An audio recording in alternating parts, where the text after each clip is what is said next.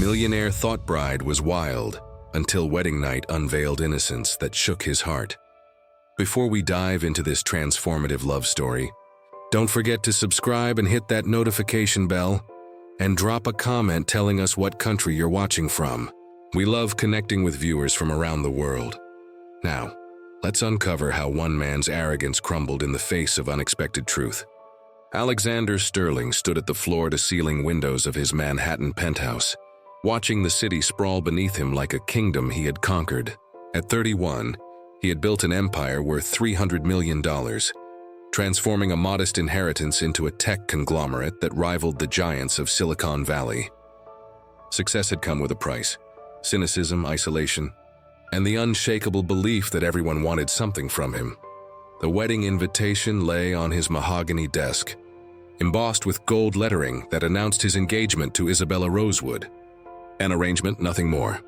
Their families had orchestrated this union like a corporate merger, combining old money with new power. Alexander had agreed for one reason only. It would cement his position in society's upper echelons and silence the board members who whispered about his bachelor lifestyle affecting company. Stability, she's trouble. Alex, his best friend Marcus, had warned him over whiskey the night before. I've heard stories about Isabella Rosewood. Wild parties, different men every week, reckless behavior that would make a rock star blush. Alexander had shrugged off the warning. He wasn't marrying her for love or companionship. This was business, pure and simple. If Isabella wanted to continue her rebellious lifestyle after marriage, that suited him fine. He had no interest in taming anyone or playing the devoted husband. They would maintain separate lives under the same prestigious roof, appearing together only when society demanded it. The rumors about Isabella had reached his ears from multiple sources. Society pages chronicled her late-night escapades, her defiant rejection of her family's conservative values, her reputation as the black sheep of one of America's most respected dynasties. She was 25, beautiful according to the photographs he had seen, and apparently determined to scandalize anyone within reach. Perfect, Alexander had thought when he first heard the stories. A wife who wouldn't expect emotional intimacy or romantic gestures. Someone who understood that marriage could be a contract rather than a fairy tale. He had no patience for clingy, emotional women who demanded attention and affection he wasn't capable of providing. His phone buzzed with a text from his wedding planner. Final dress rehearsal tomorrow at 3 p.m. The bride will be there. Alexander stared at the message, realizing he hadn't seen Isabella in person since their brief, formal meeting 3 months ago when their families had announced the engagement. She had seemed quiet during that meeting, almost withdrawn, letting her parents speak for her while she sat perfectly still in her chair. He had attributed her silence to nervousness, or perhaps calculation. Maybe she was playing a role, presenting herself as demure to secure the marriage before revealing her true nature. Alexander respected that kind of strategic thinking, even if he found it manipulative. The wedding was set for Saturday at St. Patrick's Cathedral, followed by a reception for 500 guests at the Plaza Hotel. The media was calling it the wedding of the decade, a union between tech royalty and old money aristocracy. Alexander viewed it as an elaborate performance, a public display that would benefit both families' social standing and business interests. He picked up Isabella's photograph from his desk, a professional headshot that revealed delicate features, dark hair and eyes that seemed to hold secrets. She was undeniably beautiful, but beauty had never impressed him. He had dated models and actresses, women who understood that relationships were temporary arrangements based on mutual benefit. Tomorrow, he would marry a stranger. In 48 hours, she would legally become Mrs. Alexander Sterling, entitled to his name, his protection, and half his fortune should their arrangement eventually dissolve. The prenuptial agreement had been negotiated by their respective legal teams with the precision of an international treaty. What Alexander didn't expect was how completely wrong he would be about everything he thought he knew about his bride-to-be. The morning of the wedding dawned crisp and clear, with autumn sunlight streaming through the stained glass windows of St. Patrick's Cathedral. Alexander adjusted his platinum cufflinks for the third time, fighting an unexpected wave of Nervousness that had nothing to do with commitment and everything to do with the unknown variable he was about to legally bind himself to. "You look like you're about to face a firing squad," Marcus observed, straightening Alexander's black tie with practiced ease. As best man, he had been fielding last-minute details all morning while Alexander brooded in the groom's chamber. "I'm marrying someone I barely know based on rumors and family politics," Alexander replied. "If that doesn't warrant some anxiety, nothing does." Through the cathedral's ancient walls, they could hear the murmur of 500 guests taking their seats. The guest list read like a who's who of American society: politicians, celebrities, business titans, and old money families whose names graced museum wings and university buildings. Alexander's mother had insisted on the spectacle, claiming it was essential for the family's reputation. "Last chance to run," Marcus said, though his tone suggested he was only half joking. Alexander straightened his shoulders, slipping back into the confident persona that had carried him through countless business negotiations. "Running isn't an option. This marriage serves a purpose regardless of what kind of woman Isabella turns out to be." The wedding coordinator appeared at the door, her clipboard clutched like a shield. "Mr. Sterling, we're ready for you." The procession began with classical precision. Alexander's groomsmen filed out first, followed by bridesmaids in deep burgundy silk, Isabella's friends and cousins, most of whom Alexander had never met. He took his place at the altar, noting how the cathedral's soaring architecture seemed to dwarf even the impressive gathering of society's elite. Then the music changed, shifting to the traditional wedding march that announced the bride's arrival. Alexander turned toward the cathedral's entrance, preparing himself for his first real look at the woman who would share his name and fortune. What he saw stopped his breath entirely. Isabella Rosewood walked down the aisle with ethereal grace, her hand resting lightly on her father's arm.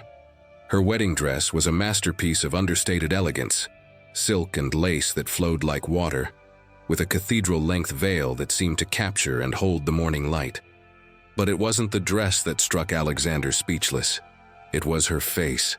Gone was any trace of the wild, rebellious party girl he had expected. Isabella's expression was serene, almost otherworldly, with a quiet dignity that commanded respect from every person in the cathedral. Her dark hair was arranged in a classical style that emphasized the delicate bone structure of her face, and her eyes, those eyes that had seemed secretive in photographs, now appeared luminous with something Alexander couldn't identify. As she drew closer, he found himself studying her with an intensity that surprised him. There was something about her bearing, something in the way she moved and held herself, that contradicted every rumor he had heard. This wasn't the behavior of a reckless woman who lived for scandal and rebellion. This was the comportment of someone raised with genuine grace and refinement. When Isabella reached the altar and her father placed her hand in Alexander's, she looked up at him with eyes that held no trace of calculation or artifice.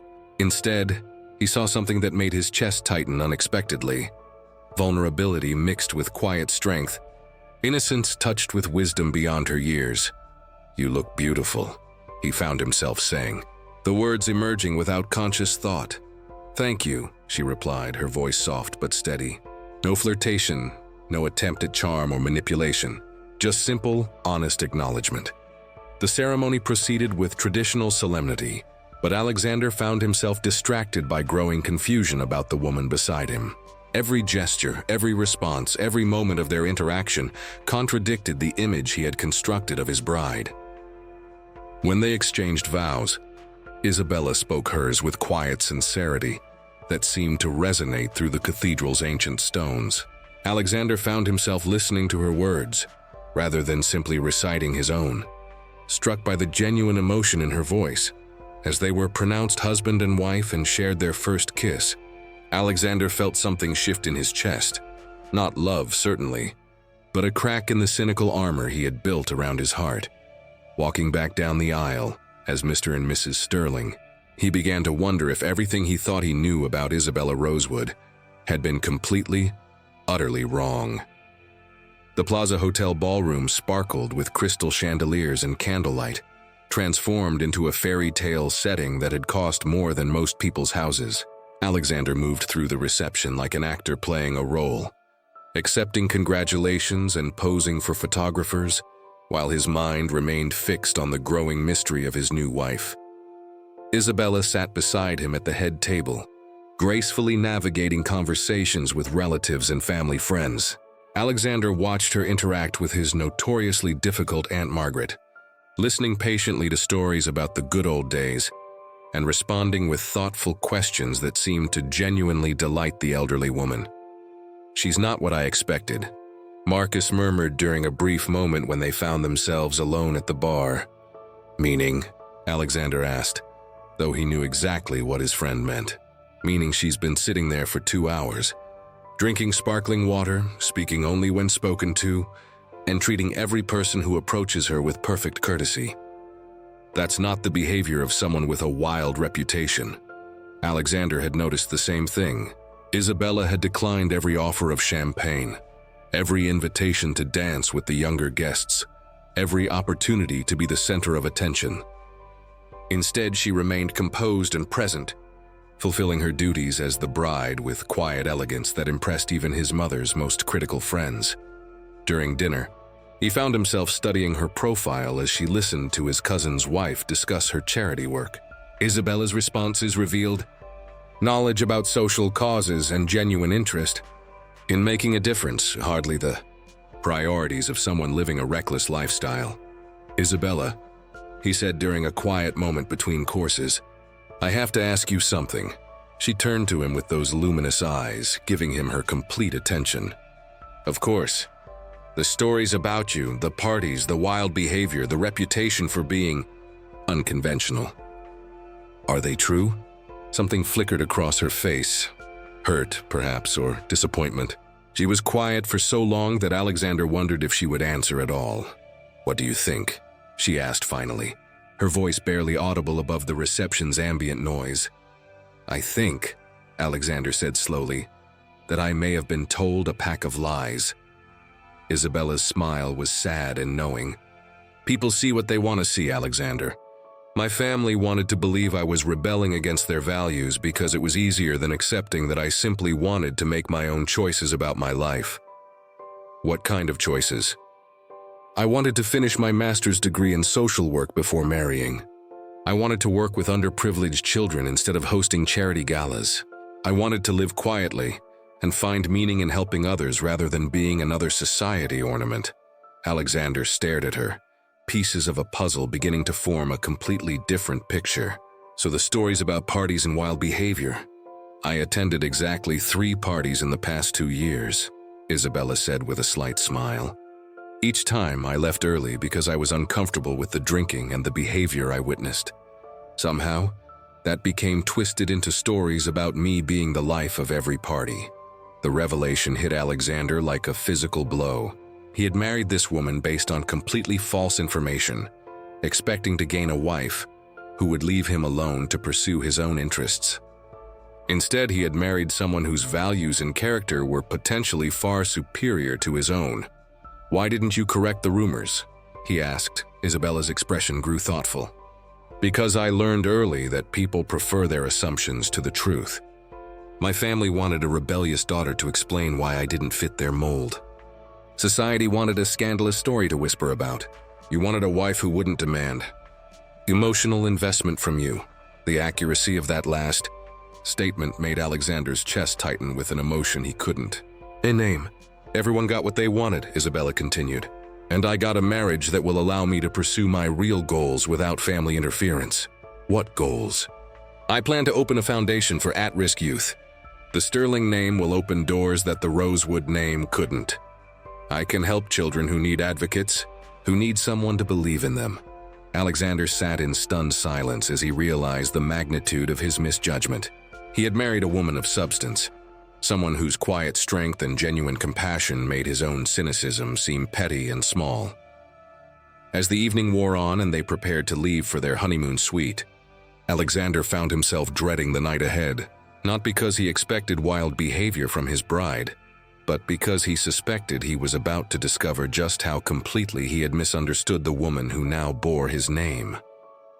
The penthouse suite at the plaza overlooked Central Park, its floor-to-ceiling windows framing the city lights like a glittering tapestry. Alexander had spared no expense on the accommodations, though he had originally planned them as a stage set for what he assumed would be a purely physical arrangement with his new wife. Now, as he stood in the marble foyer watching Isabella take in their surroundings with quiet appreciation, he felt the weight of his misconceptions pressing down on him like a physical force. "It's beautiful," Isabella said softly, moving toward the windows. She had changed from her wedding dress into a simple cream-colored dress that somehow made her appear even more ethereal. "I've never stayed anywhere like this." "Never?" Alexander asked, genuinely surprised. The Rosewood family's wealth rivaled his own. Isabella should have been accustomed to luxury. She shook her head, a small smile playing at her lips. "My parents believed in what they called character building through modest living. We stayed in comfortable hotels, not palatial suites. They said extravagance was vulgar." Another piece of the puzzle clicked into place. Isabella's upbringing had been privileged but restrained, focused on propriety and service rather than indulgence. The wild child reputation made even less sense in that context. "Isabella," Alexander said, his voice rougher than intended, "I need to apologize." She turned from the window, her expression curious but not defensive. "For what?" "For believing every rumor I heard about you without bothering to learn the truth. For entering this marriage with preconceptions that were not only wrong, but insulting to who you really are." Isabella was quiet for a long moment, studying his face with those penetrating eyes. "What did you expect from tonight, Alexander?" The direct question caught him off guard. He had expected seduction, manipulation, perhaps even calculation designed to secure her position in his life. He had prepared himself for a sophisticated game of mutual use and temporary pleasure. "I expected someone who would use this marriage for social position while pursuing her own interests," he admitted. "Someone who understood that this was a business arrangement with physical benefits but no emotional entanglement. And now?" Alexander ran his hands through his hair, disturbing the perfect styling that had lasted through the wedding and reception. "Now I realize I married someone I don't know at all. Someone who may be far better than I deserve." Isabella moved closer, her bare feet silent on the marble floor. When she was near enough that he could smell the subtle fragrance of her perfume, she reached up and touched his face with fingers that trembled slightly. "Alexander," she said, her voice barely above a whisper, "I need to tell you something." The vulnerability in her tone made his chest tighten. "What is it?" I've never." She took a shaky breath, her eyes dropping from his face. "Despite all the rumors, despite what everyone believes about my wild past, I've never been with anyone. I've never even been kissed by someone I cared about." The confession hit Alexander like a thunderbolt. He stared at her, seeing the flush of embarrassment coloring her cheeks, the way her hands trembled as she spoke, the courage it must have taken to reveal something so personal and vulnerable. "You're telling me you're innocent?" Isabella finished, her voice steady despite her obvious nervousness. "Completely, utterly innocent. The wild reputation, the stories about different men, none of it was ever true. I've spent most of my adult life in libraries, volunteer organizations, and quiet pursuits that wouldn't interest gossip columnists." Alexander felt something crack in his chest, a fracturing of the cynical shell he had built around his heart over years of disappointment and betrayal. This woman, this incredible, genuine, innocent woman, had married him based on an arrangement that treated her like a commodity. "Isabella," he said, his voice thick with an emotion he couldn't name. "I am so sorry." She looked up at him then, and he saw tears glistening in her eyes. "Are you disappointed?" "Disappointed?" Alexander cupped her face in his hands, struck by how precious and fragile she felt. "Isabella, you are the most extraordinary person I have ever met. Your innocence, your sincerity, your strength, they're gifts that I never expected and certainly don't deserve." The tears spilled over then, and Isabella smiled through them. "I was so afraid you would be angry, that you would feel deceived. The only deception here was in my own assumptions," Alexander said, leaning down to press his forehead against hers. "Will you forgive me for being such a fool?" Instead of answering with words, Isabella rose on her toes and kissed him, softly, hesitantly, with a sweetness that shattered the last of his defenses. The kiss changed everything. What started as Isabella's tentative gesture of forgiveness became something deeper, more profound than Alexander had ever experienced. Her innocence wasn't a weakness or naivety. It was a strength that transformed his understanding of intimacy itself. "Isabella," he whispered against her lips. "Are you sure? We don't have to do anything tonight. We can wait until—" "I'm sure," she said, her voice trembling but determined. "I've been sure since the moment I saw you at the altar and realized that maybe, just maybe, this arranged marriage could become something real." Alexander pulled back to look at her, seeing the truth shining in her eyes. "You felt it too?" "During the ceremony, I felt everything change," Isabella admitted, her fingers tracing the outline of his face with wonder. "When you said I looked beautiful, when you listened to my vows like they actually mattered to you, when you looked at me like you were seeing me for the first time, I knew this wasn't just an arrangement anymore." The honesty in her words humbled him. While he had been calculating business advantages and social benefits, Isabella had been open to the possibility of genuine connection. Her capacity for hope and trust made his cynicism seem small and cowardly. "I want to know everything about you," Alexander said, leading her to the suite sitting area. "Your dreams, your fears, what makes you laugh, what breaks your heart. I want to understand how I got so lucky." They sat together on the plush sofa, Isabella curled against his side as if she belonged there. For the first time in years, Alexander felt completely present in a moment, not thinking about tomorrow's meetings or next quarter's projections. "Tell me about your foundation idea," he said, genuinely interested in her answer. Isabella's face lit up with passion as she described her vision for helping at-risk youth. She spoke about children who had been written off by society, about the power of believing in someone when no one else would, about creating opportunities for kids who had never had advantages. "It's not about charity," she explained, her eyes shining with conviction. "It's about justice. Every child deserves someone who sees their potential and fights for their future." Alexander listened, marveling at her compassion and intelligence. This woman had depths he was only beginning to discover, dreams that could change lives, a heart big enough to embrace the world's forgotten children. "I want to help," he found himself saying. "Not just financially, but really help. I want to be part of what you're building." Isabella stared at him in surprise. "You do?"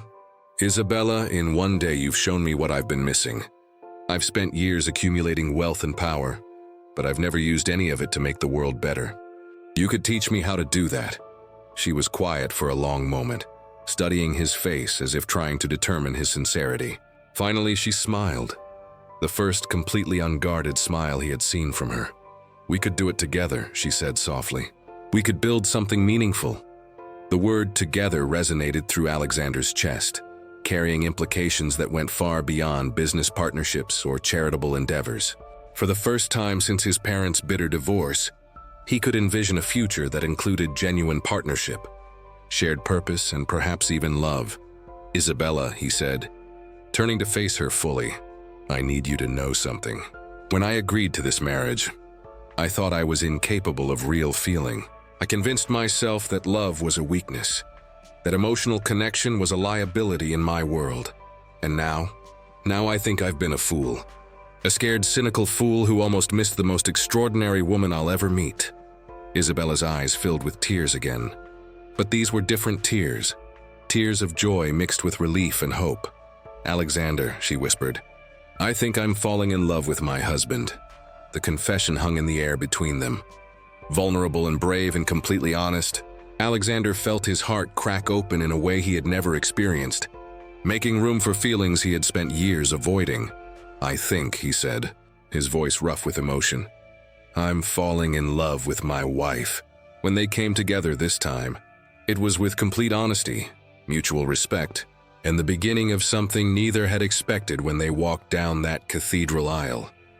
Isabella's innocence became a gift they shared, transforming what could have been merely physical into something sacred. In the quiet aftermath, as Isabella slept peacefully in his arms, Alexander stared out at the city lights and marveled at how completely his life had changed in a single day. 6 months later, Alexander Sterling stood in the construction site that would soon become the Sterling Rosewood Youth Foundation. Watching his wife direct contractors with the same quiet authority she brought to everything in their life together. Isabella wore jeans and a hard hat, completely in her element as she discussed playground equipment and classroom layouts with architects who had quickly learned to respect her vision. The art therapy room needs more natural light, she was saying, pointing to blueprints spread across a makeshift table. These kids need to feel hopeful when they walk through that door. Alexander smiled, remembering the arrogant man who had walked down the aisle 6 months ago, convinced he was marrying a wild socialite who would leave him alone. That man had been a stranger to him now, replaced by someone who woke up every morning grateful for the woman sleeping beside him. Their marriage had become everything neither of them had dared to expect. Isabella's innocence had awakened something pure in Alexander's cynical heart, while his business acumen had given practical shape to her compassionate dreams. Together, they had created something beautiful, not just the foundation but a partnership that surprised everyone who knew them. "Mr. Sterling?" One of the contractors called out. "Your wife wants to know if you approve the addition to the computer lab." Your wife. The word still gave Alexander a thrill of possessive pride. Not Mrs. Sterling, not Isabella Rosewood, but your wife, belonging to him as completely as he belonged to her. "Whatever my wife wants, my wife gets," Alexander called back, earning a radiant smile from Isabella that made his chest tighten with familiar warmth.